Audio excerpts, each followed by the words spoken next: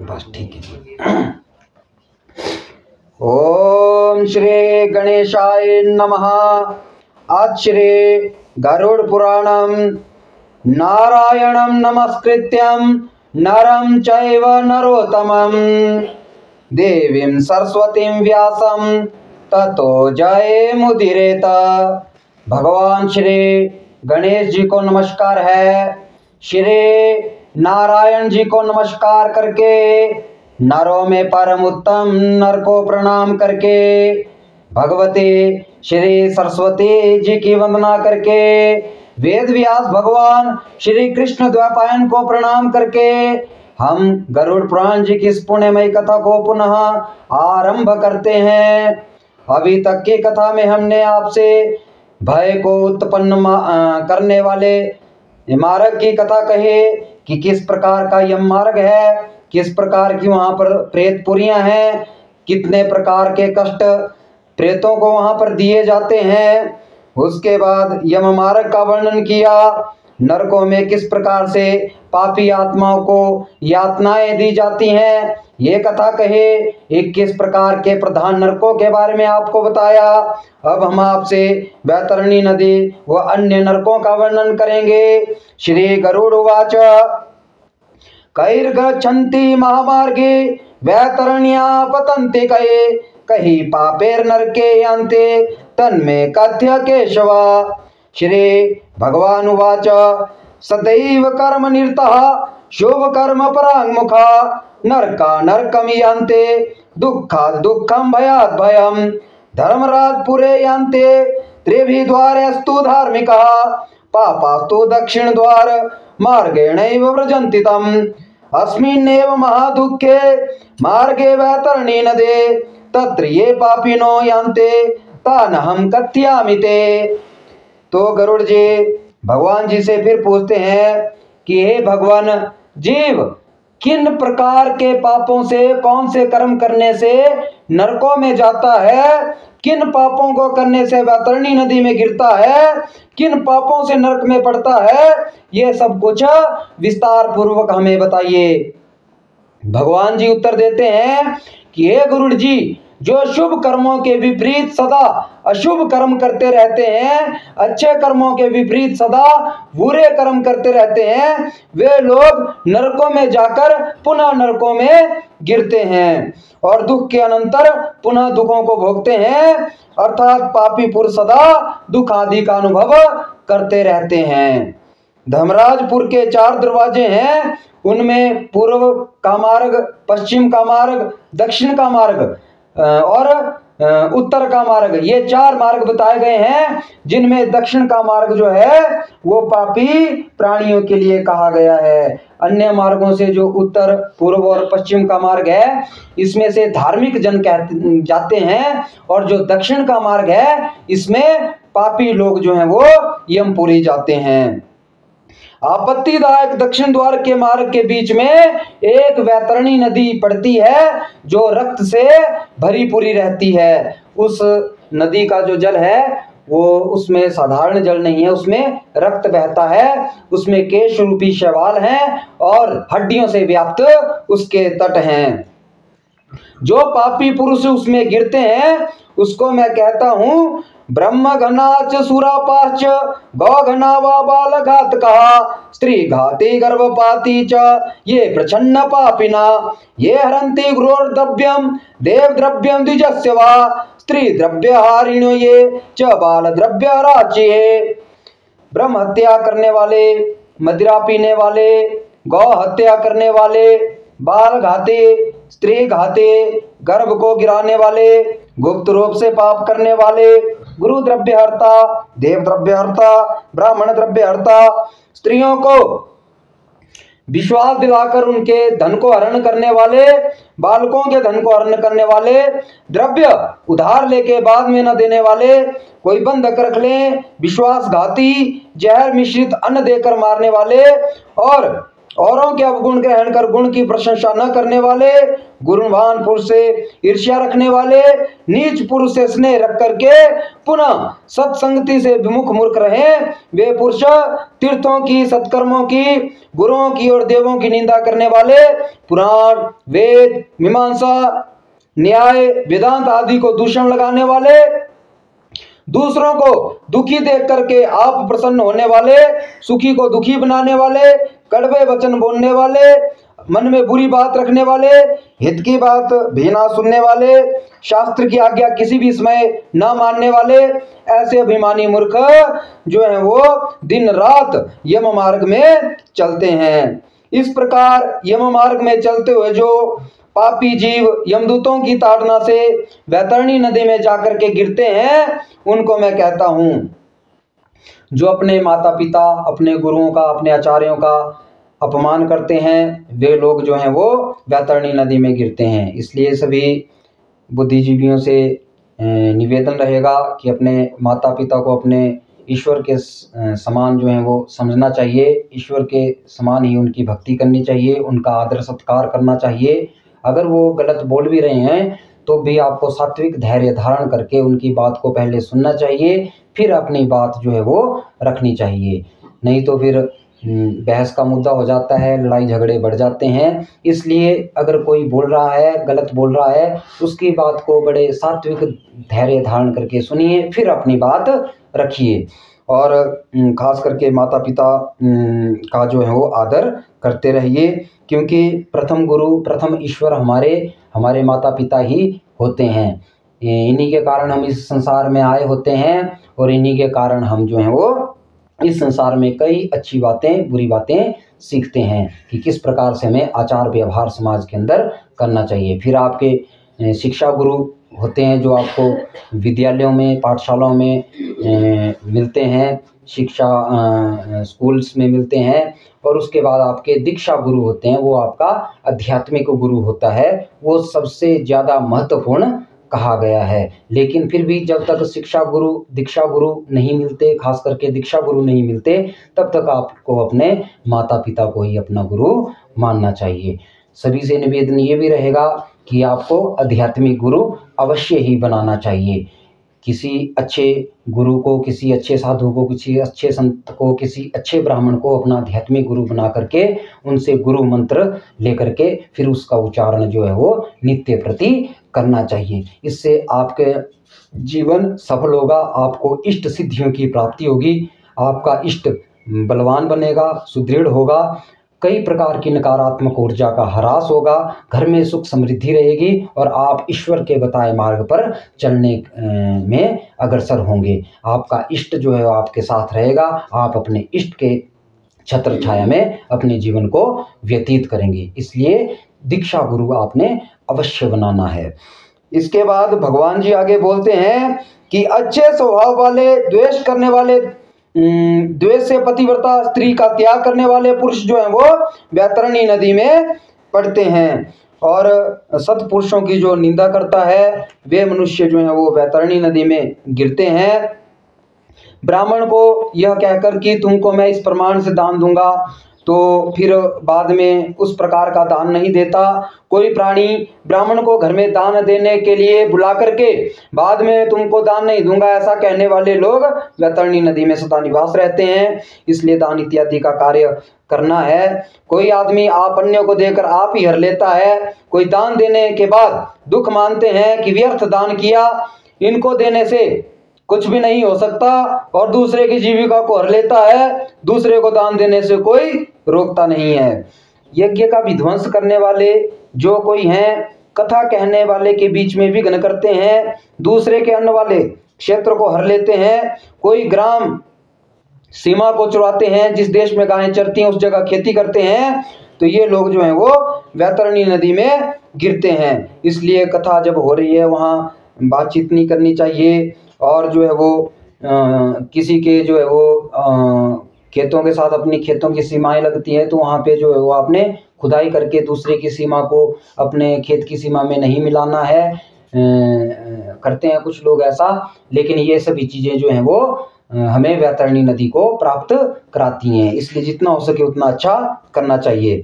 आगे ब्राह्मण जो है वो घी तेल गुड़ आदि का व्यापार नहीं करना चाहिए, क्योंकि जो घी तेल और गुड़ का व्यापार करता है ये नरकगामी कहे गए हैं। इसलिए ब्राह्मण होकर के, अब तो चलो कलयुग है, बहुत सारी चीज़ें जो हैं वो बदल चुकी हैं, बहुत परिवर्तन आ चुका है, लेकिन फिर भी घी तेल इत्यादि का व्यापार नहीं करना चाहिए। आगे शूद्र स्त्री का सेवन नहीं करना चाहिए।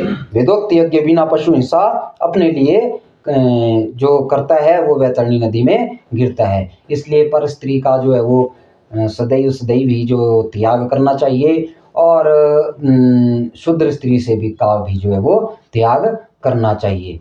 सभी से निवेदन रहेगा कि जो पुरुष हैं वो अपनी पत्नियों को जो है वो उन्हीं के साथ प्रेम भाव रखें, उन्हीं के साथ मन लगाए रखें, और स्त्रियों से भी यही निवेदन रहेगा कि वो अपने पति देवों को विष्णु के समान मान करके उन्हीं के साथ जो है वो मन लगाए रखें। अन्य के साथ प्रेम संबंध बनाने से जो है वो मनुष्य यम मार्ग का गामी होता है। आगे भगवान जी बोलते हैं कि संध्या सेवा पूजा आदि जो नहीं करते, जो मांस भक्षण मदिरा पान करते हैं, न किसी की आज्ञा में चलते हैं, शास्त्र का ध्यान नहीं करते, वे लोग जो हैं वो यम के मार्गी होते हैं, वैतरणी नदी में गिरते हैं, नरकों में जाते हैं। हमारा जो ये समाज है इसमें मांस भक्षण करने वाले लोग बहुत सारे मिलते हैं, मदिरा पान करने वाले लोग भी बहुत सारे मिलते हैं। मूल शास्त्र जो है इनका सर्वथा त्याग बताते हैं कि हमें मांस भक्षण और मदिरा पान नहीं करना चाहिए। हाँ, कि किसी विशेष परिस्थिति में जो है वो मदिरा पान मांस भक्षण किया जा सकता है, लेकिन अदरवाइज जो है वो सामान्य स्थितियों में मदिरा पान और मांस भक्षण नहीं करना चाहिए। मैं मांस भक्षण को और मदिरा पान को जो है वो प्रमोट नहीं करता कि किसी जीव की हत्या करके मनुष्य जो है उसका भक्षण करे, या जो चीज़ें शास्त्र में लिखी गई हैं, जो बातें शास्त्र में लिखी गई हैं, बताई गई हैं, हम उसके विरुद्ध कार्य करें। हाँ, फिर भी मुझे पता है कि मैं ऐसे समाज में रहता हूँ जहाँ पे मदिरा पान और मांस भक्षण जो है वो सामान्य बात है। तो जो लोग ऐसा करते हैं वो ना करें, और फिर भी करते हैं तो अपने इष्ट का ध्यान करते हुए ही मदिरा पान करना चाहिए, मांस भक्षण करना चाहिए। मनुस्मृति कहती है कि जीवन को बचाने के लिए मांस भक्षण करना पड़े तो करना चाहिए। फिर उस मांस को अन्नपूर्णा के मंत्रों के साथ, वैदिक मंत्रों के साथ पकाया जाता है, फिर उसमें से तामसिकता जो है वो मिट जाती है, हट जाती है, फिर वो मांस जो है भक्षण के योग्य हो जाता है। मदिरा पान के लिए भी दुर्गा का स्वरूप चंडी, तमोगुणी चंडी, और शिव का स्वरूप भैरवनाथ जी, तमोगुणी भैरवनाथ जी, ये जो है वो मदिरा को ग्रहण करते हैं, मांस को ग्रहण करते हैं। तो जब भी आपके घर में मांस या मदिरा पकती है, किसी के भी घर में या मदिरा को पिया जाता है, तो उसका जो है वो भोग उनको जरूर लगाना है, ताकि आपकी इष्ट सिद्धि जो है वो मजबूत रहे। अदरवाइज मैं स्वयं के स्तर पर जो है इस चीज़ को प्रमोट नहीं करता कि आप मांस खाएं, मदिरा पिएं, लेकिन फिर भी मुझे पता है कि मेरा समाज ऐसा है, मैं ऐसे समाज में जीवन व्यतीत करता हूँ, तो इनको नरकों से बचाना, इनको मोटिवेट करना जो है हमारा कार्य होता है कि अगर आप मांस खाते हैं तो इस विधि से खाएं, मदिरा पीते हैं तो इस विधि से पिएं। आगे भगवान जी बोलते हैं कि पर स्त्री को हर लेने वाला, पतिव्रता स्त्रियों को लांछन लगाने वाले लोग जो हैं वो वैतरणी नदी में गिरते हैं। तो ऐसे पापी जन सब मार्ग को त्याग करके यमलोक को जाते हैं। वहां यमदूत आकर यम की आज्ञा से उन पापी प्राणियों को दंड देते हैं, उनकी ताड़ना करते हैं। तो भगवान जी बोलते हैं कि सब नरकों में 84 लाख प्रकार की योनियां बताई गई हैं, 84 लाख प्रकार के ही नरक भी बताए गए हैं, और उनमें 21 नरक जो हैं वो प्रधान बड़े नरक बताए गए हैं, और उनमें भी वैतरणी नदी सबसे अधिक कष्टकारी बताई गई है। यह सबसे अधिक कष्ट को देने वाली है, इसलिए पापी लोगों को यम के दूत वैतरणी नदी में फेंकते हैं। जिसने गाय का दान नहीं किया, वैतरणी नदी में दुखों को भोग करके शालमली वृक्ष के नीचे आत्मा को भोगते हैं। इसलिए गाय का दान अवश्य करना चाहिए। झूठी गवाही देने वाले, कूट धर्म में प्रायण, कपट द्वारा धन को पैदा करने वाले लोग, बड़े बड़े वृक्षों का छेदन करने वाले, आराम को नष्ट करने वाले, व्रतों का त्याग करने वाले, तीर्थ यात्रा न चाहने वाले, विधवा स्त्री का शील खंडन करने वाले, स्वामी को दूषण लगाने वाली स्त्री, ये सभी लोग जो हैं वो शालमली वृक्ष के नीचे आकर के दुख भोगते हैं। इसलिए झूठी गवाही नहीं देनी है, वृक्षों का छेदन अकारण ही नहीं करना है, व्रतों का त्याग नहीं करना है, व्रत भी अवश्य करने हैं। बेशक आप वार्षिक एक व्रत कीजिए, लेकिन कीजिए। कई बहुत धार्मिक जन हैं जो सप्ताह का एक व्रत करते हैं, कई अच्छे हैं जो महीने के 2 व्रत 3 व्रत करते हैं, कोई और भी अच्छे हैं, लेकिन फिर भी आप कम से कम वर्ष में एक व्रत तो अवश्य रख लिया कीजिए। जो वैष्णव संप्रदाय हैं वो एकादशियों का व्रत रखते हैं, पूर्णिमा का व्रत रखते हैं। जो शैव हैं वो जो है वो मास शिवरात्रि का व्रत रखते हैं, और इसी प्रकार से संक्रांति का व्रत, पूर्णिमा का व्रत, अमावस्या का व्रत, या फिर अन्य दिनों का व्रत, सोमवार, मंगलवार, बुधवार इत्यादि दिनों का व्रत जो है वो रखते हैं। तो भोजन को छोड़ने का मतलब ये नहीं कि हमने व्रत रखा, हमें जो है वो ईश्वर का नाम स्मरण भी करना है। जितना हो सके उतना मौन में रहना है। जितना आप मौन को धारण करके रखेंगे उतना आप जो है वो ईश्वर का सानिध्य प्राप्त कर पाएंगे, उतना जो है आप ईश्वर की निकटता को प्राप्त कर पाएंगे। इसलिए व्रत इत्यादि अवश्य करने हैं, और तीर्थों की यात्रा भी आपने अवश्य करनी है। कोई पाप हो गया हो जाने अनजाने में, तो तीर्थों की यात्राओं से वो सब पाप जो है वो छूटते हैं। यज्ञ इत्यादि भी अपने जीवन काल में करते रहना है, कथाओं को सुनना है, यज्ञ मंदिरों में जाना है, यज्ञ इत्यादि करते रहना है, जिससे आपके बड़े पाप जो है वो छूट जाते हैं। आगे भगवान जी बोलते हैं, जो शिव की, शिवा की, विष्णु की, सूर्य की, गणेश की, सतगुरु की और ब्राह्मण की पूजा नहीं करते वे लोग नरकों में जाते हैं। इसलिए शिव और शिवा शक्ति, विष्णु जी की, सूर्य जी की, गणेश जी की और गुरु की जो है वो पूजा आराधना अवश्य करनी है। आगे भगवान जी बोलते हैं कि ब्राह्मण को जो है वो शूद्र स्त्री से विवाह नहीं करना चाहिए, शूद्र स्त्री से पुत्र को जो उत्पन्न नहीं करना चाहिए, कि वह ब्राह्मण जो है वो नमस्कार योग्य नहीं रहता। इसलिए जो है वो ब्राह्मण 3 जातियों में अवश्य विवाह कर ले, वो ब्राह्मणी के साथ अच्छा विवाह माना जाता है। वो अगर क्षत्रिय कन्या के साथ भी विवाह करता है तो भी वो मान्य हो जाता है। वो वैश्य पुत्री के साथ भी विवाह करता है तब भी वो मान्य हो जाता है। लेकिन शूद्र की स्त्री, शूद्र की पुत्री का उसे सर्वथा ही त्याग करना चाहिए। फिर विधियों के अनुसार अगर किसी ने ऐसा किया है तो कई प्रकार की विधियां, कई प्रकार की सिद्धियां हैं यहाँ पर सिद्ध जनों के पास, फिर वो उस विवाह को भी मान्य कर देते हैं। लेकिन सामान्य तौर पर जो ब्राह्मण दासी यानी कि शूद्र की स्त्री के साथ विवाह करता है, पुत्री के साथ विवाह करता है, वो नमस्कार योग्य नहीं रहता, उसमें ब्राह्मण का जो तत्व है वो नष्ट हो जाता है। इसलिए उसकी पूजा इत्यादि नहीं करनी चाहिए, उसे दान भी नहीं करना चाहिए, ऐसा हमारे शास्त्र कहते हैं। आगे भगवान जी बोले कि रजस्वला स्त्री का जो है वो त्याग करना चाहिए।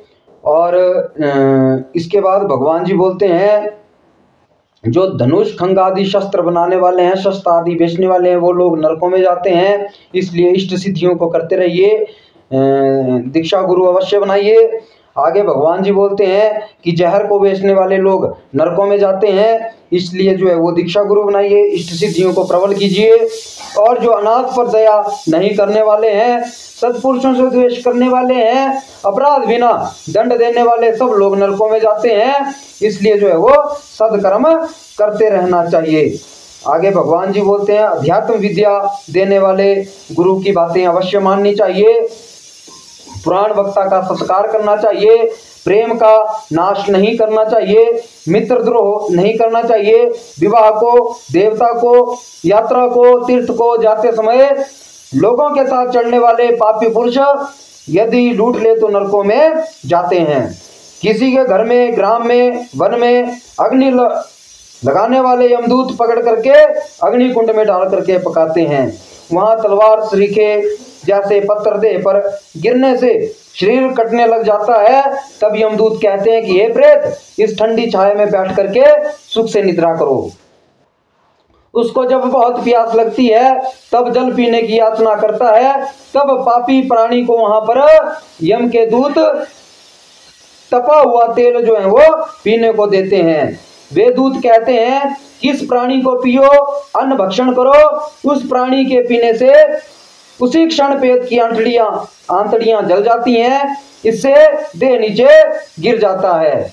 पुनः उठकर वो अत्यंत कष्ट से रोता है, किंतु पराधीन परवश होकर के उधर श्वास लेता है। उधर श्वास उल्टी सांस जो जल्दी जल्दी चलती है, तेज तेज सांस फूल जाती है, किंतु बोलने में भी वो समर्थ नहीं रहता। इसलिए जो है वो अच्छे कर्म हमें करते रहना चाहिए। भगवान जी बोलते हैं कि पाप करने के उपरांत जीव नरक में जाते हैं।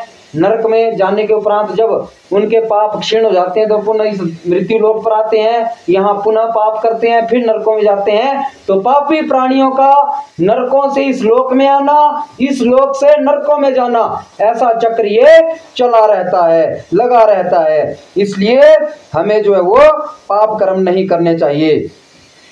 तो उसके बाद यहाँ पर कई प्रकार की योनियां हैं। मानव योनियों के अतिरिक्त अन्य जीव जगत है जिसमें जो है वो जीव भ्रमण करता है। इसमें वृक्ष, गुल्म, लता, वनस्पति, पर्वत, तृण, ये सभी स्थावर योनियां कही गई हैं।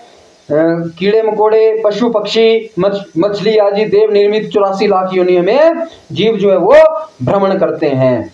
स्थावर आदि में यह सब भ्रमण करके मनुष्यता को प्राप्त होते हैं, और मनुष्यता में भी नरक से आता हुआ जीव चंडाल योनि में उत्पन्न होता है। चंडाल योनियां सामान्य तौर पर जो जन्म से अंधा है, जन्म से काना है, जन्म से कोढ़ी है, और जो बड़े बड़े रोगों से स्त्री पुरुष घिरे रहते हैं, वे लोग चंडाल योनियां कही गई हैं। इसके अतिरिक्त सिद्धियों के ऊपर है, कई जो है वो यहाँ पर कई शक्तियों के अंतर्गत अपना जीवन व्यतीत करते हैं, तो वो भी चंडाल योनियां ही मानी गई हैं। आगे गरुड़ जी भगवान जी से पूछते हैं कि येन च पापेन यद चिन्हम प्रजायते याम याम योनिम च गच्छन्ति तन्मे कथ्य केशवा। श्री भगवान उवाच यही पापेर्यान्ति याम योनिम पापिनो नरकागतः येन पापेन यत् चिन्हम जायते मम तीक्ष्णो। ब्रह्मः क्षय रोगी स्यात् गौगनः स्यात् कुब्जुको जडः कन्याघाती भवेत् कुष्ठी त्रयश्चण्डाल योनिषु स्त्रीघाती गर्भपाती च पुलिंदो रोगवान् भवेत् आगम्यागमनात् षण्डो दुश्चर्मा गुरुतल्पगः।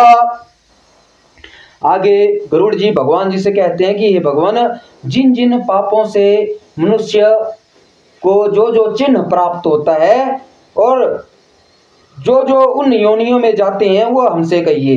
भगवान जी बोलते हैं कि हे गरुड़ जी, नरक में आए हुए प्राणी जिन पापों से जिन योनियों में जाते हैं और जिस पाप से जैसे चिन्ह होते हैं वह तुम मुझसे सुनो। ब्रह्म हत्या करने वाला क्षय रोगी, गौ हत्या करने वाला जो ब्रह्म हत्या करता है उसे टीबी का रोग होता है, क्षय रोग होता है। उसने पिछले जन्म में ब्रह्म हत्या की है, इस जन्म में वो टीबी का रोग। वैसे पूर्ण रूप से ऐसा भी नहीं है, टीबी का रोग वैसे भी हो जाता है, लेकिन सामान्य तौर पर ऐसा माना गया है शास्त्रों के अनुसार। जो गौ हत्या करने वाला है वो अगले जन्म में कुबड़ा बनता है। ये जरूरी नहीं है वो कुबड़ा जो है वो गौ हत्या करने से ही बनता है। हाँ, कुछ लोग ऐसे भी हैं और कुछ लोग ऐसे भी हैं जो नकारात्मक ऊर्जा के अंतर्गत आ जाते हैं, इसलिए जो है वो कुबड़े हो जाते हैं। कन्या की हत्या करने वाला कोढ़ी बनता है, ये चंडाल योनियां कही गई हैं। स्त्री का घात करने वाला या गर्भपात करने वाला, भिल, रोगी, अयोग्य गमन करने से, नपुंसक, गुरु पत्नी सेवन से खराब शरीर वाला, मांस खाने वाले का लालंग, मदिरा पीने वाले के काले दांत, जीवा के स्वाद से भक्ष्य को भक्षण करने वाला ब्राह्मण जलोदरी, दूसरों को न देखकर अकेले मीठा भोजन करने वाला कंठमाला, श्राद्ध दिन में अशुद्ध दान देने वाला चित्रकुष्टी, अभिमान से गुरु को अपमान करने वाले को मिर्गी दोष, और वेद शास्त्र की निंदा करने वाला पांडु रोगी पैरालाइट, झूठी साक्षी देने वाला गूंगा, पंक्ति भेद करने वाला काना, विवाह में विघ्न करने वाले को होंठ कटा होता है, पुस्तक की चोरी करने वाले जन्मांध, गौ तथा ब्राह्मण को लाश करने वाला पंगु, लंगड़ा पंगु, ये भी पैरालाइज यानी कि हैंडीकैप, मिथ्या वचन बोलने वाला कंठ, अच्छा नहीं होता। ये सभी जो है वो चंडाल योनियां भी मानी गई हैं और पाप योनियां भी मानी गई हैं।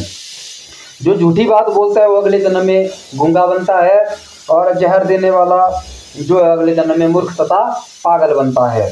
तो अग्नि लगाने वाले खलवाटी होते हैं, मांस बेचने वाले दुर्गामी होते हैं, मांस खाने वाले रोगी होते हैं। तो हमारे कुछ यजमान मांस को भी बेचते हैं। तो अपनी इष्ट सिद्धियों को मजबूत रखिए, कर्म को जो है वो ईश्वर में जो है अर्पित करना है। कई व्यापार करते हैं, कई कुछ करते हैं, तो जो भी मैं हे ईश्वर कर्म करता हूँ वो आपके चरणों में समर्पित है। इससे आपकी इष्ट सिद्धि मजबूत होगी, फिर आपको इस कर्म का कोई लेप नहीं होगा। फिर जो भी आप मांस बेचते हैं या अन्य अपने और अन्य कार्य करते हैं, फिर वो सारे कर्म प्रभु के चरणों में समर्पित करने हैं। इसके बाद भगवान जी बोलते हैं कि सोने को चोरी करने वाले के नाखून अच्छे नहीं होते, धातु मात्र को हरने वाला निर्धन होता है। आगे भगवान जी बोलते हैं कि अन्न जो अनाज का जो चोरी करता है वो चूहा बनता है, धान्य की चोरी करने वाला शल पक्षी बनता है, जल की चोरी करने वाले चातक बनते हैं और विष की चोरी करने वाले बिच्छू बनते हैं। शाक पत्र चोरी वाले जो मोर हैं, सुगंध वस्तु को हरने वाले छिछुंद्र हैं, शहद चुराने वाले मधुमक्षिका हैं, मांस वाले गिद्ध, लवण वाले पिपीलिका बनते हैं। तो इसलिए जो शहद चुराते हैं वो मधुमक्खियां बनते हैं, मांस वाले गिद्ध बनते हैं और लवण वाले जो नमक चुराते हैं वो चींटियां बनते हैं। तो इसलिए भगवान जी बोलते हैं कि जो फल पुष्प आदि को हरने वाला है वो वन में वानर बनता है, जूता तृण काष्ठ रुई आदि को चुराने वाले मेष योनि में उत्पन्न होते हैं। जो हिंसा कर्म से जीविका तथा रास्ते में प्राणियों के धन आदि को लूटे, जीव हिंसा का शिकार खेले, ये सब कसाई के घर में बकरे बनते हैं। तो इसलिए जो है वो जीव हिंसा नहीं करनी है, प्राणी को जो है ईश्वर का स्वरूप मानना है। चाहे अन्य जीव जगत है, गाय है, कुत्ता, बिल्ली, पशु पक्षी अन्य हैं, पेड़ हैं, ये सभी जो है ईश्वर के स्वरूप मानिए इनको और जो है इनके साथ प्रेम भाव बनाइए। आगे भगवान जी बोलते हैं कि आत्महत्या करके जो मरते हैं वे पर्वतों पर काले सांप बनते हैं, ऐसे आगे में नहीं चलते, ऐसे मदनवत निर्जन वन में हाथी होते हैं। ब्राह्मण होकर जो वैश्वदान नहीं करते, शूद्र आदि रजक आदि सबके घर का अन्न भक्षण करते हैं, अन्न की परीक्षा न करके अन्न खाते हैं, वे ब्राह्मण निर्जन वन में व्याघ्र होते हैं। इसलिए जो है वो अन्न का परीक्षा करके जो है वो अन्न को खाना चाहिए। अगर अन्न खाने लायक है तो खाना चाहिए, नहीं है तो उसको त्याग देना चाहिए। बाकी ब्राह्मण को के लिए गायत्री का जप या गुरु मंत्र का जप बताया गया है, इसलिए गायत्री का स्मरण अवश्य करना चाहिए, उसका जप इत्यादि करते रहना चाहिए। आपको भी अपने अपने गुरु मंत्र जो है वो लेने चाहिए, दीक्षा गुरु बनाने चाहिए और उसका मंत्र का जाप जो है वो करते रहना चाहिए। एक तो गुरुओं के ऊपर रहता है कि आपने गुरु बनाए हैं, फिर गुरु जो है आपको आपका तारण करने वाला हो जाता है। लेकिन ये कलयुग है, यहाँ पर अच्छे गुरु का मिलना इतना आसान नहीं होता, मुश्किल रहता है, कठिन होता है अच्छे गुरु का मिलना। तो इसलिए जो है वो अच्छे गुरुओं को आप बनाइए और अगर अच्छा गुरु आपको मिलता है, दीक्षा गुरु आपको मिलता है, उनसे नाम दान लीजिए, उनसे गुरु मंत्र लीजिए, फिर उस मंत्र का जाप स्वयं भी कर लेना है। बाकी गुरु आपके लिए अवश्य ही ईश्वर का मार्ग खोलेगा, उस मार्ग पर आपको चलाएगा। ये आपने अपने गुरु पे छोड़ देना है। आगे भगवान जी बोलते हैं कि सुपात्र को जो विद्या का दान नहीं देते वे ब्राह्मण बैल होते हैं, गुरु की सेवा नहीं करने वाले दुष्ट पशु होते हैं। तो गुरु को हुंकार तुंकार करे, वाद विवाद करके ब्राह्मण को जीत लेने वाले लोग जो हैं ब्रह्म राक्षस बनते हैं। इसलिए ब्राह्मण के साथ वाद विवाद नहीं करना चाहिए। जो प्रथम ब्राह्मण को वचन दिया अंत में दान नहीं दिया वे सियार बनते हैं। सत्पुरुषों का सत्कार करने वाला फेतकार होता है, जो सत्पुरुषों का सत्कार नहीं करता वो फेतकार बनता है। मुख से जिनकी अग्नि निकलती है वो फेतकार कहे गए हैं। जो मित्र के साथ द्रोही होता है वो पर्वतों पर गिद्ध बनता है। क्रय विक्रय में कपटी उल्लू होता है। वर्णाश्रम की निंदा करने वाला वन में कबूतर बनता है। और जो आशा का छेदन, स्नेह का छेदन, द्वेष विचार कर स्त्री का त्याग करने वाले बहुत काल तक चक्रवाक पक्षी बनते हैं। इसलिए माता से, पिता से, गुरु से, बहन से द्वेष करने वाला हजारों जन्म पर्यंत गर्भ में मरण पाता है। इसलिए माता पिता से, गुरुओं से, बहनों से द्वेष नहीं करना चाहिए। हाँ, कोई गलत है तो फिर उसका मार्ग वैसा ही हो जाता है, लेकिन हाँ फिर भी यही माना गया है सामान्य तौर पर अपने माता पिता, भाई बहनों से हमें द्वेष नहीं करना चाहिए। आगे भगवान जी बोलते हैं, जो स्त्री पति को छोड़ करके पर पुरुष का सेवन करती है वो चमगादड़ी होकर के वक्ष में लटकती हुई गोधा या दो मुख की सर्पणी होती है। इसलिए सभी स्त्रियों से निवेदन रहेगा, अपने पुरुष का जो है वो त्याग करके दूसरे पुरुष के साथ मन नहीं लगाना है। अपने पुरुष, चाहे वो पुरुष कैसा भी है, उस पुरुष चाहे वो जैसा अच्छी बुरी आदतों का सम्मिश्रण हर व्यक्ति के अंदर रहता है, लेकिन फिर भी उनको विष्णु के तुल्य ही समझना है और उन्हीं के साथ मन लगाना है, उन्हीं के साथ प्रेम संबंध बनाने हैं। पुरुषों के साथ भी यही निवेदन रहेगा कि वो अपनी स्त्रियों को त्याग करके दूसरों की स्त्रियों के साथ मन नहीं लगाना है, लक्ष्मी के समान उनको मान करके उनके साथ ही प्रेम संबंध बनाने हैं, नहीं तो फिर नरकों में जाना पड़ता है, यहाँ पर भी जो है वो कष्ट को भोगना पड़ता है। आगे भगवान जी बोलते हैं कि बुरे कर्म करने वाले लोग मारवाड़ देश में भूत होते हैं, राजस्थान में भूत बनते हैं, मारवाड़ देश में ही बनता है। आगे अजगर सर्प बनते हैं और गिरगिट इत्यादि योनियों में जाना पड़ता है, ऊंट बनना पड़ता है, गधा बनना पड़ता है, सुअर बनना पड़ता है, बैल अश्व इत्यादि जो है वो योनियों को प्राप्त होना पड़ता है जो बुरे कर्म करते हैं। इसलिए बुरे कर्म नहीं करने हैं। आगे भगवान जी बोलते हैं कि हमें अच्छे कर्म करते रहना है, अच्छे कर्म हमें ईश्वर से मिलाएंगे, देव योनियों को प्राप्त कराएंगे, परम मोक्ष को प्राप्त कराएंगे, और बुरे कर्म हमें अन्य योनियों में ले जाएंगे, पहले नरकों की प्राप्ति कराएंगे फिर अन्य योनियों में हमें ले जाएंगे।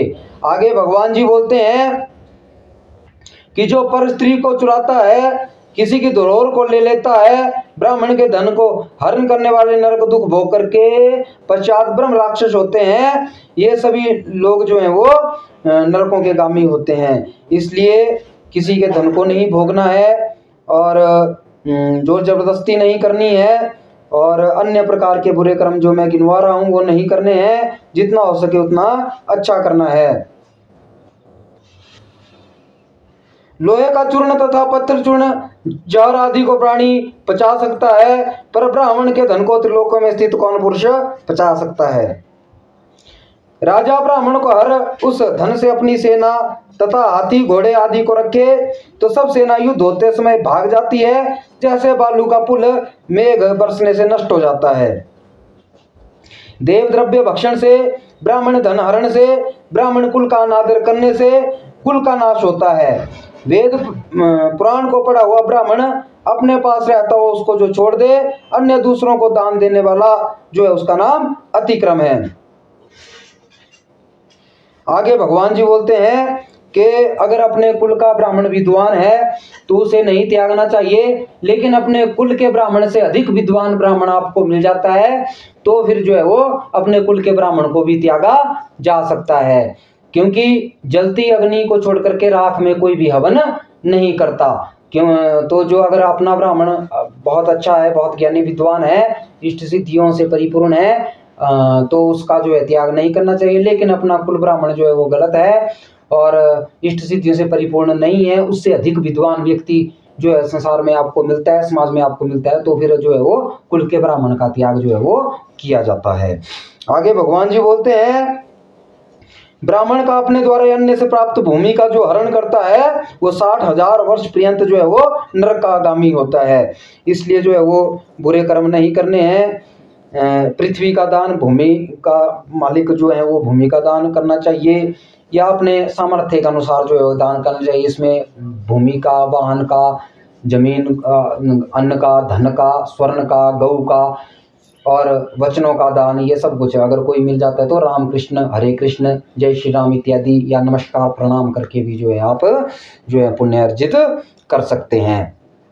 इसलिए जो ब्राह्मण को दान देता है उसे लाख गौदान का फल मिलता है, और ब्राह्मण वृत्ति को हरने वाला जो है वो नरकों में जाता है। इसलिए भगवान जी बोलते हैं, पापी नरक के दुखों को भोग करके इस मनुष्य लोक में आकर के अपने किए हुए कर्म अंधपंग इत्यादि चिन्ह हुआ दिखते हैं।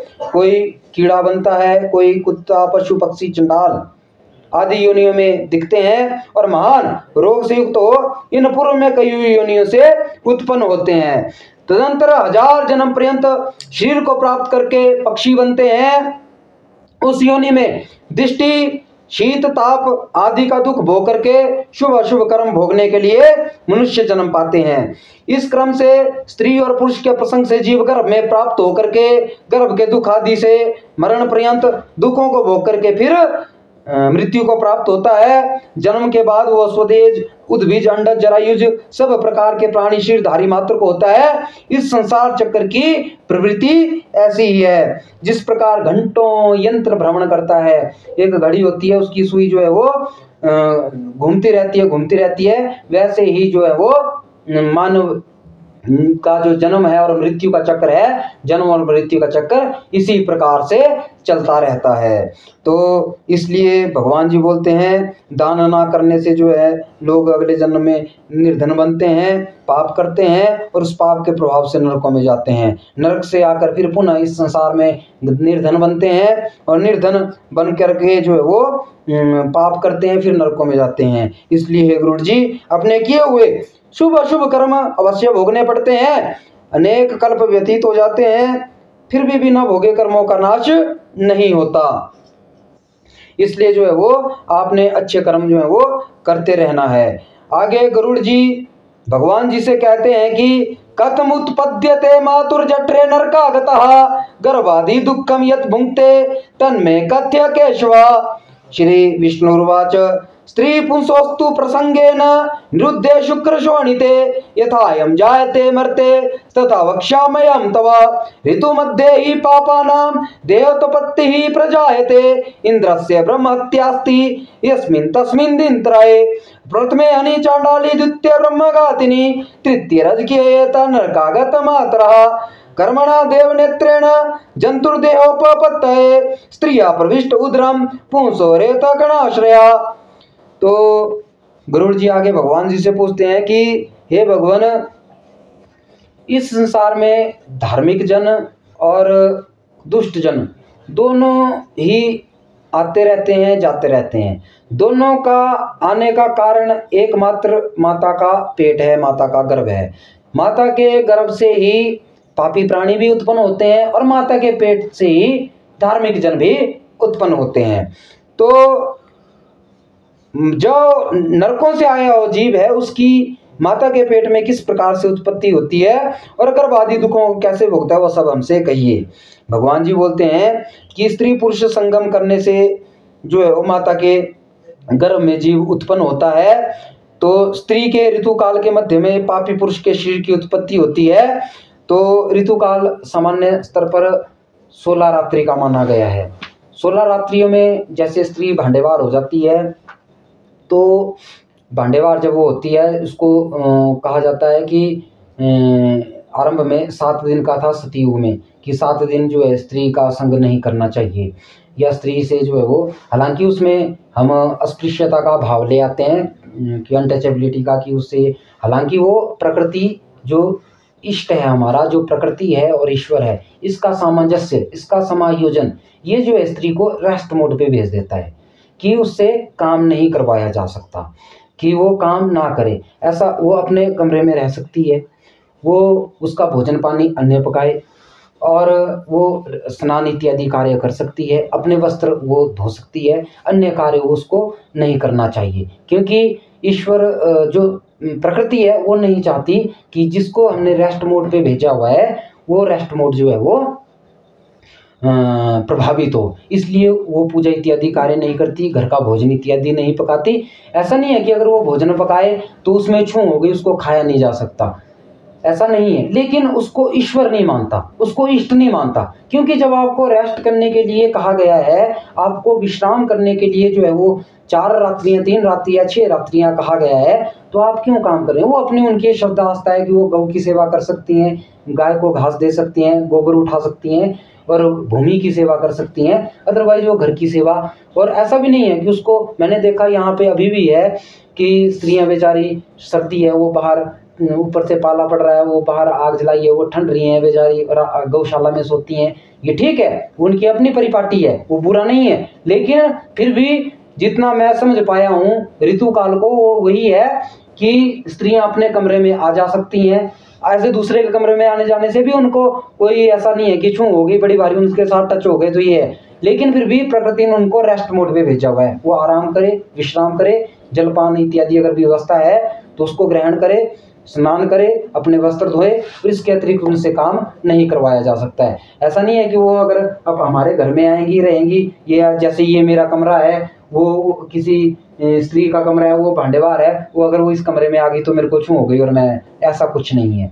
ये सब कुछ परिपाटियां हैं पिछली, जो ज्ञान की कमी के कारण जो है वो पनपी हैं, अदरवाइज ऐसा कुछ नहीं है। जिन घरों में, ब्राह्मणों के घरों में भी मैंने स्वयं देखा कि जिन घरों में अलग अलग हो जाते हैं, स्त्री उनकी भांडेवार हो जाती है, पुरुष को खाना नहीं पकाना आता तो स्त्री पकाती है खाना, क्या करना है, पकाती है, खाते हैं उसको। हालांकि वो मंत्रोच्चारण के द्वारा जो है उसको अन्न की शुद्धि होती है, उसको खाया जाता है। ऐसा नहीं है कि उनसे कोई ऐसा हो गया, वो घर में नहीं आ सकती, घर में भी आ सकती हैं अपने आराम से। वैसे तो दूसरे के रूम में जब तो चलो लोगों के बड़े बड़े घर हो गए हैं, लेकिन पहले एक कमरा आपका, एक कमरा इनका, एक कमरा इनका, ऐसा ही होता है। तो दूसरों के कमरे में जाके करना भी क्या है, अपने रूम में रहिए, आराम से आनंद से रहिए, स्नान इत्यादि कार्य करिए, हरे राम हरे कृष्ण अपने गुरु मंत्र का जाप कीजिए।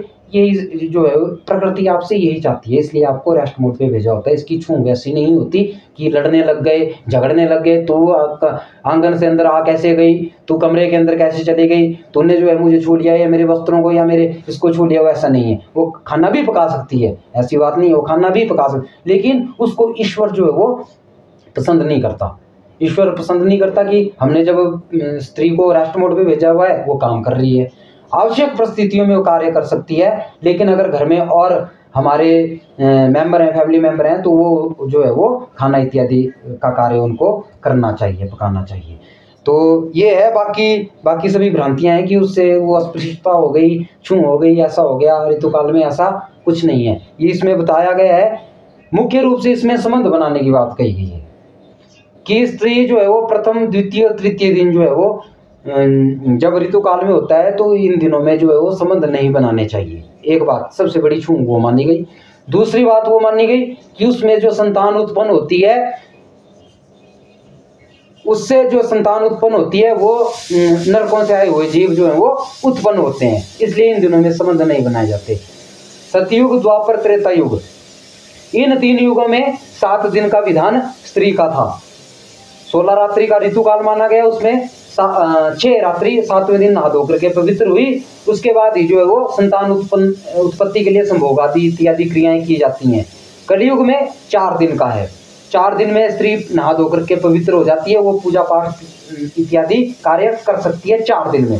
3 दिन के बाद चौथे दिन वो नहाई धोई, स्नान इत्यादि किया, तो वो अपना पूजा पाठ इत्यादि, खाना पकाने का कार्य इत्यादि चौथे दिन बड़े आराम से कर सकती है कलयुग में। और उससे पहले 7 रात्रि का, 6 रात्रि का था, 7वें दिन की पवित्रता कही गई थी। तो ये आपने देख लेना है। मैंने देखा स्त्रियों को, सासुओं को और बहुओं को लड़ते हुए, हमारे घरों में भी रहा है ऐसा, और समाज में भी, गांव में भी रहा है ऐसा। नानी तो बड़ी भारी वो थे, लेकिन जो है वो थी नॉलेज की, लैक ऑफ नॉलेज उसको कहा गया, क्योंकि इनका जो है वो व्याख्या, शास्त्रों की व्याख्या सही व्यक्ति करे, सही तरीके से करे, तभी जो है वो कुछ प्राप्ति होगी। अगर शास्त्रों की व्याख्या सही नहीं होती है तो इसका अर्थ और का और ही निकल जाता है। जैसे कृष्णचंद्र जी को भागवत वाचक जो है श्री कृष्णचंद्र जी की क्या इमेज बनाई है, श्री कृष्णचंद्र जी की इमेज लवरवाई की बनाया है, जबकि वो लवरवाई रहे ही नहीं, कभी भी नहीं। प्रेम, उनका प्रेम बड़ा सात्विक प्रेम था, और 15-16 वर्ष की आयु का प्रेम होता क्या है। अब तो चलो प्रकृति ने अपना स्वरूप बदला है, उस समय तो 15-16 वर्ष की आयु में उन्होंने त्याग दिया था। वो चले गए थे गुरुकुल पढ़ने के लिए, गुरुकुल पढ़ने के लिए गए थे। उसके बाद स्त्री का संग उनके पास रहा कहाँ, स्त्रियों से वो बहुत, राधिका जी से दूर हुए, स्त्रियों से दूर हुए, गोपियों से दूर हो गए। उसमें भी प्रमुख रूप से जो है वो नृत्य ही था। रास में क्या था, नृत्य था, प्रेम का नृत्य था। राधिका के साथ प्रेम संबंध रहे भी तो स्वभाव के साथ रहे, भाव के साथ रहे, मन के साथ रहे, शरीर के साथ क्या प्रेम रहा। उसके बाद जो है वो 28 वर्ष तक वो स्त्रियों से बहुत दूर रहे। उनकी द्रौपदी मित्र हुई, लेकिन वो मित्र हुई। अब की मित्रता और उनकी मित्रता में बड़ा भारी फर्क है। अब हम एंटरटेनमेंट के लिए मित्रता करते हैं, वो अर्थपूर्ण मित्रता रही है। उसके बाद 28 वर्ष में रुक्मणी जी के साथ उनका विवाह हुआ, तब जो है वो स्त्री के संग में आए। अदरवाइज उनके पास काम ही बड़े भारी थे। दुनिया भर के राक्षस, दुनिया भर का यहाँ पर सिस्टम जो है वो हिला हुआ था, दुनिया भर के जो है भ्रष्टाचार यहाँ पर व्याप्त थे, उनके कार्य यही रहे हैं। लेकिन भागवत वाचकों ने क्या किया, उनकी इमेज जो है वो लवर बॉय की बना दी। जबकि जोर देके कहना चाहिए कि वो जब किशोरावस्था उनकी प्रारंभ हुई, 15-16 वर्ष के किशोर थे, तो वो स्त्रियों से दूर हो गए थे। और आज की डेट में मंडी के अंदर कॉलेज में बच्चे जाते हैं, कहीं कहीं पढ़ रहे हैं, पुलिस उनको दौड़ा रही है, कहीं गार्डन में बैठे हैं, कहीं कहीं पहुंचे हैं। अब करना क्या है, दौड़ाते हैं तब भी बुरे, नहीं दौड़ाते हैं तब भी बुरे, करें क्या। और फिर एग्जाम्पल देते हैं श्री कृष्णचंद्र जी के, तो उन्होंने भी तो ऐसा किया था। जबकि उन्होंने क्या किया था वो उनको पता है, उनकी व्याख्या सही तरीके से करनी चाहिए। आप लोग क्या कर रहे हैं, आपका काम क्या है ऐसे विपाशा नदी के किनारे पर बैठना। अगर आपके कोई क्लास खाली भी है तो आप लाइब्रेरी जाइए, वहाँ पढ़िए। आप अपने कैंपस में समय बिताइए, आप अपनी किताबों को खोलिए, वो पढ़िए। आप महाविद्यालय में आए हैं, आपका काम मार्केट में क्या है, गार्डन में बैठने का आपका क्या औचित्य, मंदिरों में जाने का आपका क्या औचित्य। वो सबसे बड़ा मंदिर वहाँ पे है जहाँ पे आप आए हैं। ये सब कुछ है। लेकिन एग्जाम्पल फिर कृष्णचंद्र जी वाले कि उन्होंने रासलीला रचाई। रासलीला का मतलब क्या हुआ, प्रेम का नृत्य, ईश्वर को प्राप्त करने वाला नृत्य, संगीत, ईश्वर को प्राप्त कराने वाला संगीत, वो होता था उसमें। ये थोड़ी भी होता था सब कुछ जो हम उनके जरिए जो है कर रहे हैं, उनका एग्जाम्पल देके हम कर रहे हैं, वो सब कुछ नहीं होना चाहिए। इसके बाद भगवान जी बोलते हैं, तो ये स्त्रियां जो है वो अपवित्र उस प्रकार से संभोग इत्यादि क्रियाओं के लिए अपवित्र रहती हैं। खाना पकाने के लिए वो अपवित्र पूर्ण रूप से नहीं हुई। ईश्वर उनसे चाहता है, प्रकृति उनसे कहती है, शक्ति उनसे चाहती है कि वो रेस्ट मोड पे रहें, वो विश्राम करें इन दिनों में, उनसे काम नहीं लिया जाए, उनसे काम नहीं लिया जाए। और काम नहीं लेंगे, अपने कमरे में वो रह सकती हैं और जो है वो संसाधनों का उपयोग वो कर सकती हैं। ठीक है जी। इसके बाद बाकी अपनी इच्छा अनुसार वो गौ की सेवा इत्यादि कर सकती हैं, क्योंकि गौ की सेवा पृथ्वी की सेवा अलग ही मानी गई। बाकी मानवीय सेवा, क्योंकि मानव और मानव का संबंध इस संसार तक ही है, आगे इनका संबंध नहीं है।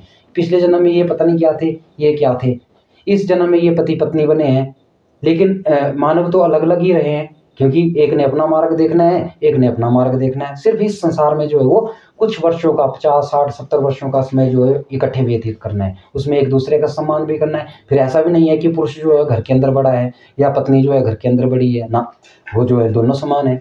क्योंकि इनके जो पत्नी है उनके राइट हैंड पर पुरुष, उनका पति विराजमान रहता है, और पुरुषों के लेफ्ट हैंड पे पत्नी विराजमान रहती है। कहीं पे भी ये नहीं लिखा गया कि पति जो है वो बड़ा माना गया है, सिर्फ ये उनका भाव माना गया है कि पुरुष जो है विष्णु के समान है तो उनकी सेवा करो, और पत्नी जो है लक्ष्मी के समान है, उनका सम्मान करो। बाकी तो वो समान है, प्रॉपर्टी वाइज भी वो समान है, और शास्त्र भी उनको समान अधिकार देते हैं कि वो उनमें बड़ा कोई भी नहीं है, छोटा कोई भी नहीं है, वो समान है। तो इसलिए जो है आगे भगवान जी बोलते हैं कि प्राय इन रात्रियों में जो है वो स्त्रियों का त्याग करना चाहिए। इसके बाद 7वीं रात्रि से 16वीं रात्रि तक जो है वो अच्छे जीव जो है वो माता के गर्भ में उत्पन्न होते हैं। इसलिए 7 रात्रि से 16वीं रात्रि तक जो संबंध करके संभोग इत्यादि क्रिया करके जो जीव उत्पन्न होता है वो अच्छे जीव, स्वर्ग से आए हुए जीव होते हैं। उसमें भी 8वीं, 10वीं, 12वीं, 14वीं और 16वीं रात्रि में लड़के उत्पन्न होते हैं स्वर्ग से आए हुए, और 9वीं, 11वीं, 13वीं, 15वीं रात्रि में लड़कियां उत्पन्न होती हैं स्वर्ग से आई हुई। इसके बाद भगवान जी बोलते हैं कि जब माता के पेट में जीव उत्पन्न होता है तो अब माता के पेट में माता जो भी गर्म, तीखा, कसैला, कड़वा, तीखा, रूखा, खट्टा इत्यादि भोजन करती है तो उससे उनके कोमल अंगों को बड़ा जो है वो कष्ट पहुंचता है। इसलिए अधिक तीखा नहीं खाना, जब गर्भावस्था की स्थिति होती है तो अधिक तीखा नहीं खाना है, और अधिक गर्म नहीं खाना है, हल्का गर्म खाना है, हल्का तीखा खाना है, नमक इत्यादि कम खाना है। बाकी मधुर भोजन आप कर सकते हैं, खट्टा इत्यादि भोजन आप कर सकते हैं, लेकिन फिर भी जो है अधिक तीखा, अधिक गर्म और अधिक नमकीन भोजन जो है वो नहीं करना चाहिए। इससे जो है जीव के शरीर को जो है वो कष्ट होता है। आगे भगवान जी बोलते हैं कि वहाँ पर जब जीव जो है वो माता के पेट में बढ़ता है तो जैसे पिंजरे में रुका हुआ पक्षी होता है, ज्यादा हिल डुल नहीं सकता, वो हल्का बहुत हिलता डुलता है, स्त्रियों को ज्यादा इसका अनुभव होता है। लेकिन वो बाहर नहीं निकल सकता, सिर्फ पिंजरे में रुका हुआ एक जीव जैसे रुकता है वैसे वो रुका है, अधिक नहीं हिलता डुलता। इसके बाद भगवान जी बोलते हैं कि इस जन्म में सामान्य तौर पर हमें 2 बार दिव्य दृष्टि उत्पन्न होती है। एक बार तब जब 7वें महीने से लेकर के 9वें महीने तक हम माता के पेट में होते हैं, तब हमें दिव्य दृष्टि भगवान के द्वारा दी जाती है। एक जब हम इस संसार से जा रहे होते हैं तब हमें 5, 7, 10 मिनट के लिए जो है वो या कुछ समय के लिए जो है वो दिव्य दृष्टि उत्पन्न होती है। तब भगवान हमें जो है वो संसार को दिखाते हैं, एक माता के पेट में, एक जब जा रहे हैं। और जब हम इस संसार में रहते हैं तब हम इष्ट सिद्धियों के जरिए, इष्ट बल के जरिए दिव्य दृष्टि को उत्पन्न करते हैं। वो हमें गुरु जो है वो देता है वो दिव्य दृष्टि।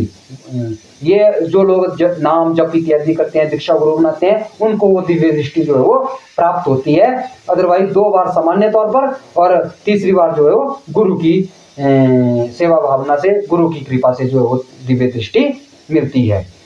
तो भगवान जी बोलते हैं जब 7वें महीने में पेट के अंदर जीव होता है तो दिव्य दृष्टि उसको उत्पन्न होती है और जो है वो उसको जो है ईश्वर का स्मरण होता है, ईश्वर उसको दर्शन देते हैं और उसको पिछले सभी जन्मों का जो है वो स्मरण हो जाता है कि तुम पिछले जन्म में ये थे, उससे पिछले जन्म में ये थे, ये किए, ये किया, ये किया। तो फिर जीव को ज्ञान हो जाता है 7वें महीने में, 8वें महीने में माता के गर्भ में कि ये भगवान, जब मैं इस माता के अभी तो आपको मैं देख पा रहा हूँ, दर्शन कर पा रहा हूँ, आपका जो है वो स्मरण भी हो रहा है, आपके दर्शन भी हो रहे हैं। जब मैं माता के पेट से बाहर जाऊंगा तो आपकी माया से जो है वो मोहित हो जाऊंगा, आपकी माया के अभिभूत हो जाऊंगा, आपकी माया के प्रभाव में आ जाऊंगा, तो मैं फिर आपको भूल जाऊंगा। फिर आपको भूल करके अच्छे बुरे कर्म करूंगा, बुरे कर्म किए फिर जो है आवागमन का चक्कर लगा रहेगा, अच्छे कर्म किए तो स्वर्ग आदि गतियों को प्राप्त करके फिर आवागमन का चक्कर करता रहूंगा। तो इसलिए प्रभु ऐसे मेरे लिए वो प्रार्थना करता है भगवान से कि श्रीपतिम जगता धारमशु भयक्षर कारकम ब्रजामी शरणम विष्णु शरणागत वत्सलम, कि ये भगवान जब मैं माता के पेट से बाहर जाऊंगा, हे लक्ष्मी जी के पति श्री विष्णु जी, तो आप मेरे लिए ऐसी व्यवस्था कर देना कि मैं आपका नाम स्मरण करता रहूं, मैं बुरे कर्म ना करूं, मैं आपकी माया से मोहित ना हूं, मैं आपकी माया के प्रभाव में ना हूं, मैं बुरे कर्मों के प्रभाव में ना हूं, मैं अच्छे कर्म करता रहूं और अच्छे कर्म करता हुआ मैं मोक्ष का साधन करूं। क्योंकि जीव जो चाहता है वो मोक्ष का ही साधन तो चाहता है, परम मोक्ष को। वो जरूरी नहीं आपको सीधा ही परम मोक्ष हो सकता है, आपकी स्वर्गाती गतियां, कर्म इतने अच्छे हो जाएं, स्वर्ग की गतियों को भोगें आप, फिर जो है आप ब्रह्म लोक में जाएं, फिर आप वैकुंठ में जाएं, फिर शिव को प्राप्त करें और फिर उस परम शिव को प्राप्त करें जिसको परम मोक्ष कहा गया है। ये सब कुछ ऐसा ही चलता है। वैकुंठ को प्राप्त करना भी तो मोक्ष को प्राप्त करना ही है, हालांकि वहां पर जीव की गति है, लेकिन फिर भी वहां से भी मार्ग प्रशस्त होता है। कईयों को मोक्ष मिल जाता है, कईयों को सीधा परम ज्योतिर्मय मोक्ष मिल जाता है, वो इस संसार के आवागमन से मुक्त हो जाता है। करना क्या है, अपने अपने कर्म है, अपने अपनी इष्ट सिद्धि है, अपने अपने गुरु हैं, इसलिए दीक्षा गुरु आपने अवश्य बनाने हैं। आगे भगवान जी बोलते हैं कि वो जीव बोलता है कि ये भगवान मैं अच्छे बुरे कर्म ना करूं, मैं अच्छे अच्छे कर्म ही करूं, इसलिए मेरे लिए बाहर ऐसी व्यवस्था कर देना। इसके बाद जो है वो बोलता है कि ये भगवान मैं इस गर्भ से बाहर जाने की इच्छा भी नहीं करता, ना अंदर रुक सकता हूं, क्योंकि अंदर मैं हिलडुल नहीं सकता। मेरी माता जो है वो कई बार तीखा भोजन कर लेती है, मेरी कोमल अंगों को बड़ा कष्ट पहुंचता है। कई बार अधिक गर्म भोजन कर लेती है तो मेरे कोमल अंगों को बड़ा दुख पहुंचता है। कई बार जो है माता अधिक नमकीन भोजन कर लेती है तो मेरे कोमल अंगों को बड़ा दुख। कई बार माता बीमार हो जाती है तो उससे भी मुझे बड़ा कष्ट होता है। तो माता कई बार डांट सुनती है बाहर तो उससे भी मुझे बड़ा कष्ट होता है कि बाहर गर्भावस्था में स्त्री को बोल दिया जाता है, सासू माँ डांट देती है, कई बार पति डांट देता है, ऐसा हो जाता है, तो उससे भी मुझे बड़ा कष्ट पहुंचता है। तो मैं बाहर जाने की, क्योंकि मुझे इन्हीं राक्षस लोगों के बीच में तो रहना है, क्योंकि मुझे ऐसे बुरे कर्म करने वाले लोगों के बीच में ही तो रहना है, तो मैं बाहर जाने की इच्छा भी नहीं करता। और मैं इनके बीच में रहूंगा तो अवश्य ही बुरे कर्म करूंगा और मैं अंदर भी नहीं रुक सकता, क्योंकि यहाँ पर तो मैं बिल्कुल सिकुड़ा हुआ से रह रहा हूँ, मुझे तो पूरा स्पेस भी नहीं मिल पा रहा है कि मैं अपने अंगों को हिला डुला सकूं। इसलिए जो है आपने इसलिए प्रभु ऐसा कोई उपाय कर देना कि जब मैं माता के पेट से बाहर आऊं तो मुझे जो है वो सत्कर्म करने को मिले, मैं अपने जीवन का कल्याण कर सकूं, मैं मुक्ति का मार्ग जो है वो अटेन कर सकूं, मैं मुक्ति के मार्ग को अपना सकूं, मैं परम मोक्ष का साधन कर सकूं, मैं मोक्ष का साधन कर सकूं, मैं आपको प्राप्त कर सकूं। तो इसलिए जो है वो जो है वो जीव जो है वो ईश्वर का स्मरण करता हुआ 10वें 9 महीने जब पूरे हो जाते हैं तो 10वें महीने में कई प्री मैच्योर डिलीवरीज भी होती हैं जो 9 महीने से पहले ही हो जाती हैं, कोई 9 महीने की होती हैं, कोई 9 महीने से बाद की होती हैं। तो जब वो जो है वो बाहर आता है तो ईश्वर तो उसको जो दिव्य दृष्टि मिली है 7 में से 2 महीने वो दृष्टि रहती है व्यक्ति के अंदर, तो वो दृष्टि जो है वो उस प्राणी की, उस जीव की, उस छोटे नन्हे बालक की समाप्त हो जाती है और वो बालक जन्म के समय रुदन करता है। जो दिव्य दृष्टि है, ईश्वर का ध्यान है, वो सारा समाप्त हो जाता है और वो सामान्य व्यक्ति की तरह जीवन यापन करता है। तो इस प्रकार से भगवान जी बोलते हैं कि जिस प्रकार की बुद्धि हमारी अपनी माता के पेट में रहती है वो हम लोग भूल चुके हैं, कईयों को याद रहती है, वैसे ज़्यादातर लोग भूल जाते हैं। जो रोग आदि में जब हम बीमार हो जाते हैं तो ईश्वर को कैसे स्मरण करते हैं, जैसे हम शमशान में जाते हैं कितनी शांति होती है शमशान में, सभी व्यक्ति बुरे से बुरा, पापी से पापी व्यक्ति भी जो है वो उस वक्त ईश्वर का स्मरण कर रहा होता है। और जैसी कथा को सुनने में बुद्धि लगे, इस वक्त मैं कथा कर रहा हूँ, इतने सारे लोग हैं, सबका मन निर्मल, सबकी बुद्धि शुद्ध, सबकी बुद्धि शुद्ध हो गई है, सभी का मन निर्मल है, किसी के अंदर पाप भाव है ही नहीं जो कथाएं सुनते हैं। इतना मैं बता सकता हूं, आपको बोल सकता हूं, मुझे अनुभव होता है श्रोताओं का भी कि कौन अच्छा कौन बुरा, और इस वक्त सबकी बुद्धि शुद्ध, सबका मन निर्मल। तो ऐसी बुद्धि, ऐसा ही मन हर समय रहे तो कौन जो है आवाज गमन के चक्कर से छूट नहीं पाएगा, कौन पापों से छूट नहीं पाएगा, किसको मुक्ति प्राप्त नहीं होगी, किसको मोक्ष प्राप्त नहीं होगा। ऐसी ही बुद्धि, ऐसा ही मन हमें हर समय रखना है। आगे भगवान जी बोलते हैं कि उसके बाद जीव जो है वो कर्म योग फल द्वारा गर्भ से बाहर होता है, विष्णु की माया से मोहित हो जाता है। जब छोटा होता है तो कुछ बोल नहीं पाता, बाल्यावस्था के दुख भोगता है। बाल्यावस्था के दुख, छोटा बच्चा होता है बोल नहीं पाता, कई बार उसको पेट में दर्द हो रही होती है, कई बार उसको भूख लग रही होती है, कई बार उसने मल मूत्र त्याग दिया होता है, अपने वस्त्रों में कीड़े उत्पन्न हो जाते हैं, उसको काटते हैं जो अदृश्य होते हैं, उसके नन्हे कोमल अंगों को जो है वो दिक्कत होती है, हम उसकी बीमारी को नहीं समझ पाते। कई बार वो पेट दर्द के कारण रो रहा होता है, हम उसको दूध पिला देते हैं, दूध पीने से थोड़ी पेट दर्द ठीक हो जाएगी। कई बार उसको भूख लगती है, हम सोचते हैं कि इसने पी लिया था, इसको पेट दर्द हो रही होगी, हम उसको दवाई देते हैं, दवाई देने से थोड़ी भी भूखा शांत होगी। जिस प्रकार से कई प्रकार के उल्टे कर्म हम करते हैं। आगे भगवान जी बोलते हैं जब वो बड़ा हो जाता है तो फिर जो है वो बाल्यावस्था के बाद पौगंडावस्था, स्कूल जाने की अवस्था के दुख भोगता है। स्कूल जाने का मन नहीं है फिर भी जाता है, टीचर उसको डांटता है फिर भी जो है वो वहां के दुख भोगता है। कईयों के अच्छे वस्त्र, अच्छे जूते, अच्छे जो है वो चीजें देखता है, उससे भी दिखता है। किसी बच्चे के अपने सहपाठी के पास साइकिल देख लेता है तो साइकिल चाहिए होती है। किसी का ज्योमेट्री बॉक्स बड़ा अच्छा है तो मेरे को भी ऐसा चाहिए, पिता ने दिलाया तो ठीक, नहीं दिलाया तो दुखी होता है। ये पौगंडावस्था के छोटे छोटे दुख हैं, लेकिन हैं तो दुखी, उस समय के तो दुखी हैं। फिर जब वो कॉलेज चला जाता है तो फिर जो है किसी के पास बाइक देख लेता है तो बाइक चाहिए होती है, बड़ा दुखी होता है। किसी के पास कार देख लेता है कि मेरे को भी कार दिलाओ तो तब भी दुखी होता है कि फलाने के पापा ने फलाने को कार दिलाई है, बाइक दिलाई है, मेरे को कुछ नहीं दिलाया है। तो इस प्रकार से वो दुखी होता है। बेशक हाँ बुद्धिजीवी व्यक्ति होगा तो दुख नहीं मनाएगा उन चीज़ों में। और कई बार जो है वो दुख हो जाता है। जैसे मैं हूँ, मैं कॉलेज में पढ़ता था तो कॉलेज में अपने पापा से बोल दिया कि पापा मेरे को बाइक ले दो। हालांकि मेरा कॉलेज कितनी दूर था यहाँ से, और जितना ये सामने पीपल का थड़ा है, पीपल के थड़े से थोड़ा सा दूर मान लो आप, इतना सा, जितनी सी दुकान है इससे थोड़ा दूर मान लो, इतना सा मेरा घर से मेरा कॉलेज था। तो उसमें भी मुझे बाइक चाहिए थी। अच्छा तो रो धो के मतलब रो धो के तो नहीं, बोल के 2-4 बार बोल करके पिताजी ने मुझे उन दिनों में 50,000 रुपये दे दिए कि ये लो और अपनी मर्जी कौन सी बाइक लेनी है। मैंने कहा पल्सर थी उन दिनों, बड़ी चली हुई, और 50,000 के आसपास आ जाती थी। मैंने कहा मुझे पल्सर चाहिए, तो 50,000 उन्होंने मुझे दे दिए और वो मैंने अपने वो किताबों की शेल्फ में रख दिए, उसको बंद कर दिया कि मैं कल जो है वो बाइक लेने जाऊंगा।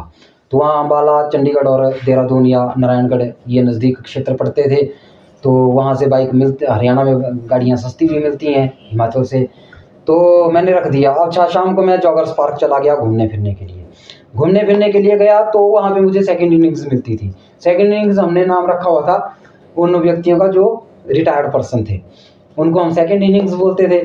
तो उनकी हमने बातें सुनी, वो अपनी बातें बता रहे थे। हालांकि मैं वहाँ पे वृक्ष थे, वहाँ हम वृक्ष का रोपण भी करते थे किसी के साथ जा करके, तो वहाँ से गुजरा तो कि मैं ये था, मैंने ये किया, ऐसे 2-4 बातें मैंने सुनी। वो बता रहे थे अपने युवा दिनों की बातें कर। फिर मैं आगे गया तो मैंने देखा कि प्राणी कैसा है। मैं आज जवान हूँ, मेरे पापा देखो सुबह चले जाते हैं, सुबह चले जाते हैं, सर्दी हो गर्मी हो बरसात हो, शाम को आते हैं, पता नहीं कितना कष्ट उठा करके ये जो है वो पैसा कमाते हैं, धन कमाते हैं। कई बार हमने स्वयं देखा फ्लाइंग में जाना उन्होंने तो रात रात को 2-2, 2:30, 3-3 बजे वापिस आना, 4-4 बजे सुबह के समय में 5 बजे वापिस आना, कई बार अर्ली इन द मॉर्निंग निकल जाना। सर्दियाँ होती हैं तो ठंड होती है, हम नहीं उठ पाते, वो उठते हैं जाते हैं। मैं बड़ा वो उन सेकंड इनिंग्स को देख करके मैं बड़ा अलग सा महसूस कर रहा था। तो मैंने वही देखा कि किस प्रकार से व्यक्ति जो है धन कमाता है। आया मैं, वैसे मैं अपने पापा से ज़्यादा नहीं मिल पाता था क्योंकि उनका सुबह की टाइमिंग अपनी थी, मेरी अपनी थी। मैं रात को लेट आता था, वो अपने समय पर भी आ जाते थे। कई बार मैं रात को कई बार 8-9 बजे भी आता था, 10 बजे भी आता था, घूमने फिरने निकल जाते थे, कहीं कुछ करने के लिए निकल जाते थे। तो आया मैं और उस दिन जो है वो हम मिले शाम को। मैं बाइक लेने नहीं गया नेक्स्ट डे, और वो एक दिन मेरे पास 50,000 रहे। अगले दिन पापा जब शाम को आए तो मैंने वो 50,000 उनको वापस कर दिए कि मुझे बाइक नहीं चाहिए क्योंकि इस पास में ही तो कॉलेज है। 3 या 4 मिनट, 3 मिनट से ज़्यादा नहीं लगता था कॉलेज में टाइम। 3 मिनट भी मैंने आपको ज़्यादा बता दिए, 3 मिनट मान के चलो, इतना मेरे कॉलेज में टाइम लगता था। तो मैंने कहा कि अभी मैं ये कर रहा हूँ, आगे मैं कॉलेज जब पास आउट कर लूँगा तो मैं लॉ करना चाहता कि LLB करके मैंने जज बनना है, तो आप मुझे जो है वो LLB करा देना, उस वक्त मेरे को गाड़ी ले लेना। बोले ठीक है, मैं वो कर दूंगा जरूर।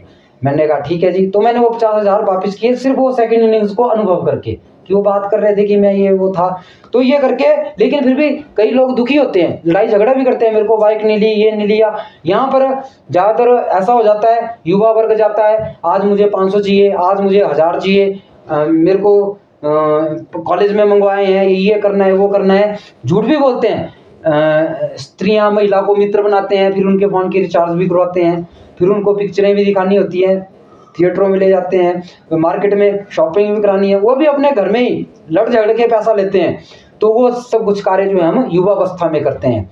हमने ऐसा तो नहीं किया, एक बार शिमला गए थे तो जरूर ले लिए थे उस वक्त पैसे, लेकिन बोल के किया था कि हम वहाँ जा रहे हैं। अदरवाइज जो है वो ऐसे नहीं लिया, ज़्यादा धन खर्च कॉलेज में, क्योंकि शहर में ही हम रहते थे तो इतना धन खर्च नहीं होता था। कई बार लेते थे तो 20 रुपये ले लिए, 50 रुपये ले लिए, इससे अधिक धन नहीं लेते थे। बाकी शॉपिंग के लिए वो साथ ही जाते थे तो कपड़े वस्त्र इत्यादि वो खरीद लेते थे। तो हम उनको ज़्यादा दुखी तो नहीं किया धन के लिए, लेकिन फिर भी अपना अनुभव यही रहा कि फिर भी लोग जो हैं वो युवावस्था के लोग जो है दुखी करते हैं, जिन चीज़ों की आवश्यकता नहीं वो भी करते हैं। तो इस प्रकार से एक चंडीगढ़ में मैं जॉब करता था, तो जॉब करते हुए मैं पीजी में रहता था। पीजी में रहता हुआ जो मेरा रूम था वहाँ मैं अकेले रहता था उस रूम में। हालांकि वो 2 व्यक्तियों के लिए वो रूम था, लेकिन वहाँ पे दूसरा व्यक्ति कोई नहीं था, मैं रहता था। तो मेरे साथ में और रूम थे, वहाँ पे भी लड़के, कोई पंजाब से आए हैं, कोई हिमाचल के अन्य जिलों से आए हैं। वो आए, एक लड़का आ गया मेरे पास, तो कहता मैं जॉब करके वापस आया, रात को लगभग 8, साढ़े 8 हो रहे थे, सर्दियाँ थी।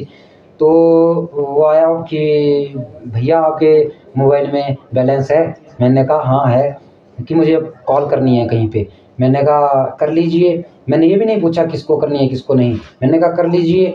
तो वो वहीं पे ही आके वो अपने जो बेड था वहाँ पे उस पे लेट के वो फ़ोन कर रहा है। मैं अपनी रज़ाई में पड़ गया, सर्दियाँ थी, और वो फ़ोन करके किसी लड़की को फ़ोन किया होगा उसने, और बातें हो रही हैं बड़ा कुछ करने की, कराने की, लेने देने की, ये फलाना ढिमकाना, और पता नहीं शॉपिंग की, ये वो, और चांद तारों की बातें। मैं मन में सोच रहा हूँ कि देखो मोबाइल में रिचार्ज कराने के पैसे नहीं है और व्यक्ति जो चांद तारों की बातें कर रहा है। चलो ठीक है, वो उनका अपना आनंद है, लेकिन फिर भी जो है वो व्यक्ति को ऐसे कार्य नहीं करने चाहिए। फिर उसने फ़ोन काटा और दिया मेरे पास, वो धन्यवाद बोला, चला गया। तो ऐसे ऐसे जो है वो रहते हैं, लेकिन हमें जो है बुरी संगति नहीं करनी है। जितना हमारा आवश्यकता है उतना ही समाज में हमने जीवन व्यतीत करना है, और उतना ही हमें घर में भी जीवन व्यतीत करना है। नहीं तो अपने कर्म से कर्म रखना है, काम से काम रखना है। तो आगे भगवान जी बोलते हैं कि आगे पौगंडावस्था के बाद युवावस्था के बाद जो है वो व्यक्ति व्यसनों में लग जाता है, नीच पुरुषों का संग करता है, स्त्री के द्वारा ठगा जाता है। सुंदर स्त्रियां जो है उसके मन को मोहित करती हैं और सुंदर पुरुष स्त्री के मन को मोहित करते हैं, कई गलत कार्य वो करते हैं और फिर जो है यहाँ पर बुरे कर्म करते हुए नरकों में जाते हैं। फिर प्रौढ़ावस्था के दुख भोगते हैं और फिर वृद्धावस्था में अनेक प्रकार की बीमारियों से पीड़ित होकर के इस संसार से जा करके यम की आत्मा को भोग करके नरकों में जाते हैं। तो भगवान जी बोलते हैं कि मनुष्य जन्म प्राप्त करके हरि में भक्ति करना ही जो है वो मनुष्य जन्म की सबसे बड़ी सफलता है। नरक में जाना तथा मनुष्य लोक में आना, ऐसे कर्म पाश में बंधे हुए पापी किसी समय वैराग्य को प्राप्त नहीं होते, क्योंकि ईश्वर की माया से वे मोहित हैं। हे गुरु जी, इस संसार में अंत्येष्टि आदि क्रिया जिनकी नहीं हुई, ऐसे पापियों की गति नहीं होती। इसलिए अंत्येष्टि आदि क्रिया करनी चाहिए, 10 दिन के पिंडदान आदि कार्य करने चाहिए और जो है वो तीर्थ की यात्रा करके गंगा में मृतक प्राणी की अस्थियों का प्रक्षेप अवश्य करना चाहिए, सदकर्म करने चाहिए। सदकर्म करते हुए जो है वो जीवन का यापन करते हुए फिर जो है जीवन का त्याग करना चाहिए। अपने कर्म को ईश्वर में जो है वो समर्पित करना चाहिए और ईश्वर की प्राप्ति में जो है वो अपना मन लगाए रखना चाहिए। बोलिए श्री भगवान जी की इति श्री गरुड़ पुराणे सारोधारे पाप जन्मादि दुख निरूपणम। तो गरुड़ पुराण जी की पुण्यमयी कथा को हम यहीं पे ही अल्प विश्राम देते हैं। आगे की कथा हम सायंकाल को कहेंगे। बोलिए श्री रामचंद्र भगवान जी की, बोलिए श्री कृष्णचंद्र भगवान जी की, बोलिए श्री गरुड़ जी की, बोलिए श्री विष्णु जी की, बोलिए अपने अपने गुरु महाराज जी की। मंगलम भगवान विष्णु, मंगलम गरुड़ ध्वजा।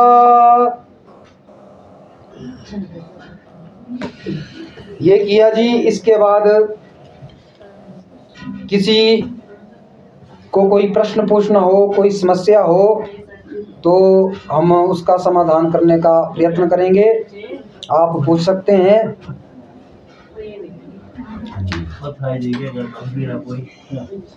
शिवा कहाँ जा रहा है? क्या पंडित हाँ जी, हमारे को तो मदिरा 6 बोतल था जो तो पीना पड़ती है मैंने। हाँ जी, मदिरा जी।